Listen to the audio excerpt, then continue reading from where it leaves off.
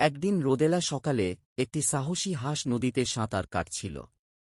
তার নাম ছিল ডাকি। হঠাৎ এক বিশাল শব্দ করে কুমিরটা এসে হাজির। তার নাম ছিল ক্রোকো। ক্রোকো গর্জন করে বলল, এই নদী আমার, এখনই চলে যাও। ডাকি ডানায় ঝাপটে বলল, না, আমি আগে এসেছি এই নদীতে। ক্রোকো ঝাঁপিয়ে পড়ল, পানিতে তুমুল ছিটা। ডাকি দ্রুত উড়ে গিয়ে একটা নারকেল ফেলে দিল ক্রোকোর মাথায়। ওয়াচ চিৎকার করল ক্রোকো, কিন্তু ও থামল না। বিশাল মুখ খুলে ডাকিকে ধরার চেষ্টা করল। ডাকি আকাশে বুদ্ধিমতো পালিয়ে গেল আর ডাক দিল, তুমি আমায় ধরতে পারবে না। এইভাবে লড়াই চলল যতক্ষণ না দুইজন ক্লান্ত হয়ে পড়ল। তখন ডাকি বলল, আমরা লড়ছি কেন?